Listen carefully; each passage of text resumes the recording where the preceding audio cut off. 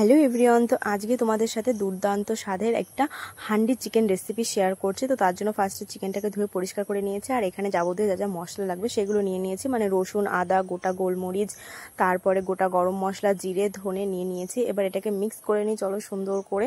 আর এই দিকে দেখো আমি কিন্তু হাঁড়িটা গরম হতে বসিয়ে দিয়েছিলাম, যেহেতু হাঁড়ির ভিতরে রান্নাটা করব, তো হাঁড়ি গরম করে নিয়েছি। তার ভিতরে আমি পরিমাণ মতন তেল দিয়ে দিয়েছি। আর এবার চলো মাংসটাকে সুন্দর করে ম্যারিনেট করে নিই।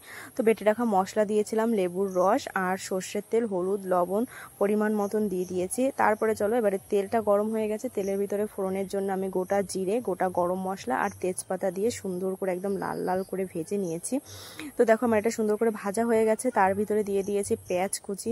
পেঁয়াজ কুচিটাকেও কিন্তু একটুখানি ব্রাউন করে ভেজে নেব, বেশি লাল করে ভাজার দরকার নেই। তো হালকা হালকা করে এর কি ভেজে নিচ্ছি, যেহেতু হাঁড়ির ভিতরে রান্না করছি সব কিছু কিন্তু প্রসেসটা পুরো হাঁড়ির ভিতরে করেই দেখাচ্ছি। আর মাটির হাঁড়ি হলে ভালো হতো, এটা আমি জানি, কিন্তু আমার কাছে ছিল না, কি করা যাবে। তারপরে দেখো আমি এদিকে মাংসটা সুন্দর করে ম্যারিনেট করে নিয়েছি, আর মাংসের টেস্টটা বাড়ানোর জন্য আমি এর ভিতরে একটু চামড়াও দিয়ে দিয়েছি। বিশ্বাস না হলে তোমরা কিন্তু একটু চামড়া দিয়ে মাংস রান্না করে দেখতেই পারো, একটা অন্য লেভেলের হয়। তারপরে দেখো এদিকে মশলাটা আমার পুরো কষানো হয়ে গেছে, তার ভিতরে আমি মাখিয়ে রাখা মাংসটা দিয়ে দিয়েছি।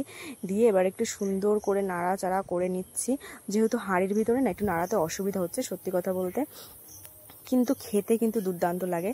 হ্যাঁ, তোমরা হয়তো বলতে পারো যে হাঁড়িতে রান্নার কড়াই রান্নার টেস্ট কেমন কি পার্থক্য, তো তোমরা একবার ট্রাই করে নিও, তারপরেই আমাকে জানিও যে টেস্ট আছে কিনা। তারপরে দেখো আমি কেটে রাখা আলুটাও দিয়েছি, আমি কিন্তু কাঁচা আলু দিয়েছি। তো দিয়ে আবারও সুন্দর করে একদম মশলার সাথে কষিয়ে নিচ্ছি, একদম পুরো ঝিঙ্কু স্টাইলে সুন্দর করে। দেখো আমার কষানো হয়ে গেছে, তারপরে 15 মিনিটের মতন ঢাকা দিয়ে রেখেছিলাম। আর কতটা পরিমাণে জল বেরিয়েছে দেখো, আর এই জলটা যতক্ষণ টেনে যাবে ততক্ষণ পর্যন্ত কিন্তু আমি কষাবো, আর একদম এটা নর্মাল আঁচে রয়েছে। তো জলটা বেরিয়ে গেলে না মাংস থেকে কোনো বাজে কোনো গন্ধ আসে না, এর জন্যই ঢাকা দিয়ে তোমরা আর কি কষিয়ে নেবে, দেখবে জলটা বেরিয়ে আবার সেই জলটা টেনে গেলে কোনো বাজে কোনো গন্ধ আসবে না। তো দেখো আমি আবার একদম সুন্দর করে একদম পুরো কষিয়ে নিয়েছি। এবার আমার মনে হয় কষানোটা পুরো কমপ্লিট হয়ে গেছে, কি বলো তোমরা? আর কালারটা দেখো কত সুন্দর এসেছে, আমার তো মনে হচ্ছে এখনই উঠি এক পিস খেয়ে নিই। হ্যাঁ, তো যাই হোক, আবার দিয়ে দিয়েছি পরিমাণ মতন জল।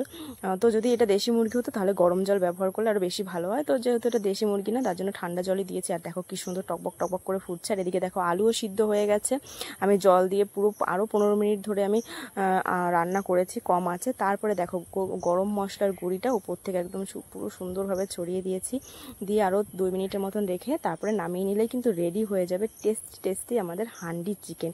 আর এটা কেমন হয়েছিল খেতে গাইস, সেটা আমি তোমাদেরকে বলবো না, সেটা তোমরা একবার বাড়িতে ট্রাই করে তারপরে আমাকে জানিও। ভিডিওটা ভালো লাগলে লাইক করে দিও। টাটা।